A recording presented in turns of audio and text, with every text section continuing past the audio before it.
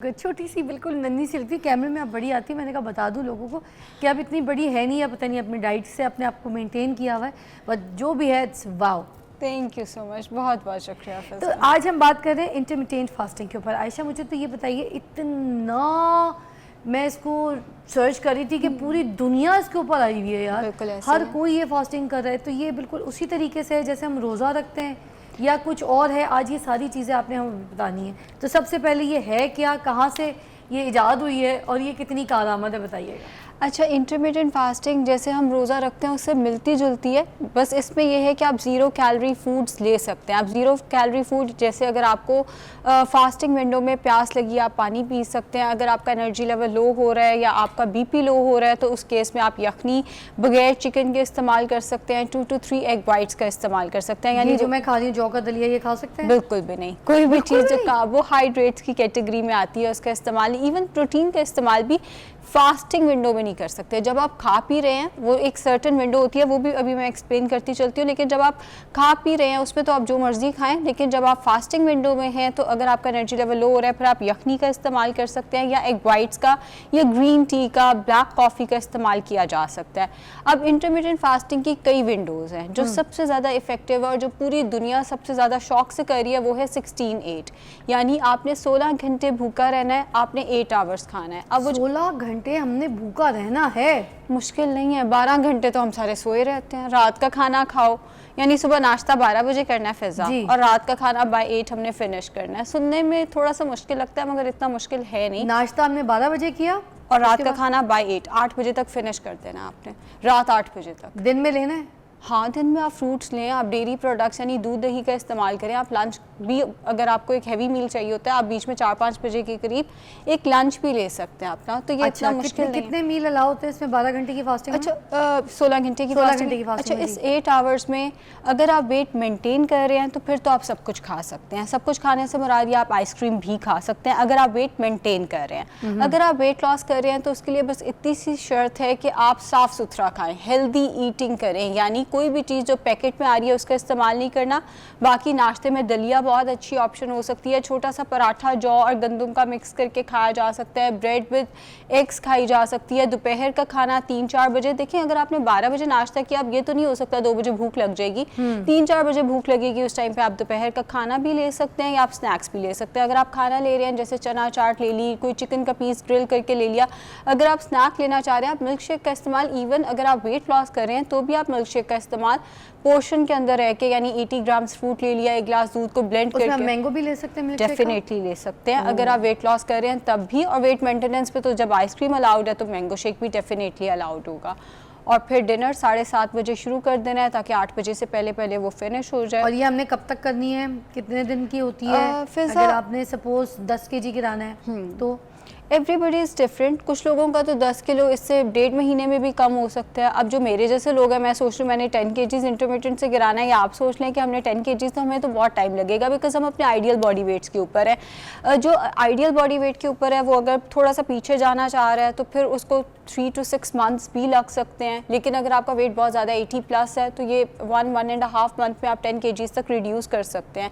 जहाँ तक बात है कि कितना अरसा करनी चाहिए, कोई भी डाइट आपको 3 मंथ से ज़्यादा नहीं करनी चाहिए। इवन इंटरमिटेंट फास्टिंग भी अगर आप 3 मंथ से ज़्यादा करते हैं, या आपके मेटाबॉलिज्म को, बिकॉज हम 16 आवर्स भूखा रह रहे हैं ना, मेटाबॉलिज्म फिर स्लो होने लग जाता है अगर आप इतना कम खाएंगे।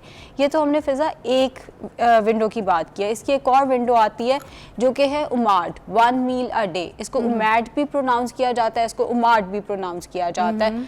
अब ये मुझे पर्सनली नहीं पसंद, लेकिन ये बहुत सारे लोग जो प्री डायबिटिक हो जाते हैं, जिनकी एकदम शुगर बहुत ऊपर जाना शुरू हो जाती है, उन्हें डर होता है वो डायबिटिक ना हो जाए, उनके लिए बहुत कारआमद साबित होती है। ये 1 मील अ डे, इसमें नाश्ता, लंच, डिनर तीनों को मिला के कोई एक है? एग्जैक्टली 24 घंटे में 1 घंटे खा सकते हैं आप, यानी 23 आवर्स आपको भूखा रहना है। बीच में 1 घंटा आपको अलाउड होता है जिसमें आपने प्रोटीन ज़्यादा लेना है। जैसे आप चिकन, मटन या बीफ का इस्तेमाल ज़्यादा करेंगे, आप दालें भी ले सकते हैं।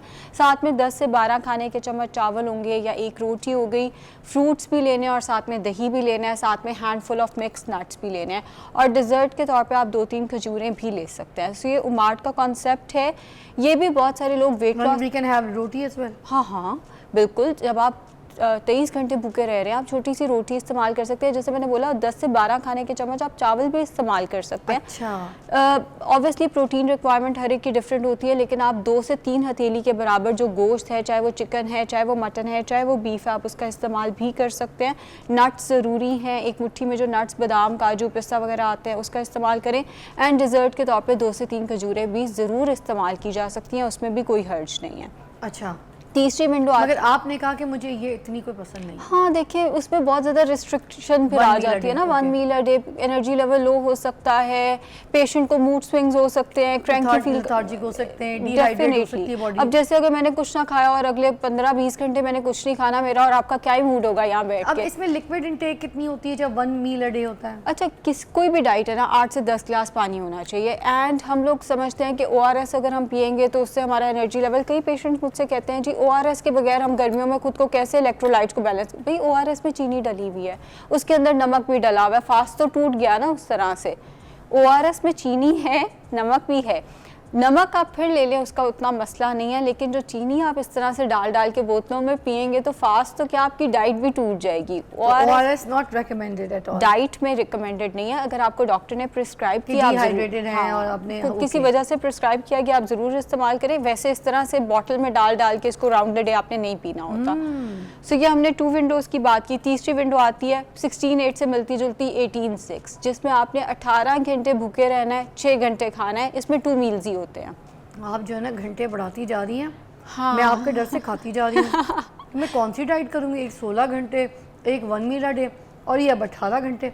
बंदा खाए कब, किस वक्त? देखिए डिपेंड्स ना कि क्या लाइफस्टाइल कैसा है। हर एक के लिए हर चीज़ होती भी नहीं है फिज़ा। कुछ लोगों का लाइफस्टाइल ऐसा होता है कि वो उन्हें पूरा दिन खाना खाने का टाइम नहीं मिल रहा होता। ये उन लोगों के लिए भी बहुत रिकमेंडेड है। या जो बाहर के मुल्क में लोग रह रहे हैं, वो सुबह उठ के एक नाश्ता करते हैं, बच्चों को स्कूल से छोड़ कर आकर 9-10 बजे, उसके बाद वो एक्सरसाइज करते हैं, 12 बजे एक खाना, और शाम को वो सपर ले लेते हैं 5 से 6 बजे। तो ये वाली डाइट वहाँ पर ज़्यादा इफेक्टिव है जहाँ दिन छोटे होते हैं। पाकिस्तान में तो इस वक्त दिन बहुत लंबे चल रहे हैं ना, तो हमारे लिए मुश्किल सुनने में लग रहा है। कामरान शाहिद जो हैं द फेमस एंकर, उनकी एक सीरियल शूट कर रही हूँ ना, डायरेक्टर भी वही है, लिखा भी उन्होंने, बहुत अच्छी सीरियल लिख रहे हैं और शूट कर रहे हैं माशाल्लाह। तो उनको मैंने देखा वो इंटरमीडिएट फास्टिंग पे, और इतना बैलेंस, वो उनके सामने कुछ भी आ जाए, इज़ लाइक मैं फास्टिंग पे, मैं नहीं खा सकता, उनके अपने टाइमिंग्स हैं। देखिए तो मतलब उन्होंने वाकई लूज़ भी इतना कर लिया, मैं तो हैरान थी। मैंने कहा ये वाकई इतना फास्ट वर्क करता है और इतने बड़े बड़े लोग कर रहे हैं इसको। हाँ, इसमें देखें फिज़ा विल पावर बहुत ज़्यादा मैटर करती है। कई लोग फास्ट तोड़ लेते हैं, जिनकी विल पावर अच्छी नहीं है वो फास्ट तोड़ लेते हैं, फिर इसका कोई ज़्यादा फ़ायदा नहीं होता। और एक इसकी और विंडो आती है जिसमें है 5 to 5 दिन आप जो मर्ज़ी खाएं, बाकी 2 दिन जो है वो आपने 500 कैलोरीज़ पर रहना है, जिसमें आप लिक्विड्स का इस्तेमाल ज़्यादा कर सकते हैं। फिर थैंक यू सो मच, आपने हमें गाइड किया कि इंटरमीडिएट फास्टिंग हमने किस तरह से करनी है। और अगर आप करना चाहते हैं तो अपना वेट लूज़ कर लेंगे। डॉक्टर आयशा ने जिस तरह से हमें गाइड किया, आप भी वैसे ही फॉलो कीजिए। मैं आपसे मुलाकात करती हूँ कल। अपना बहुत ख्याल रखिएगा। अल्लाह हाफ़िज़।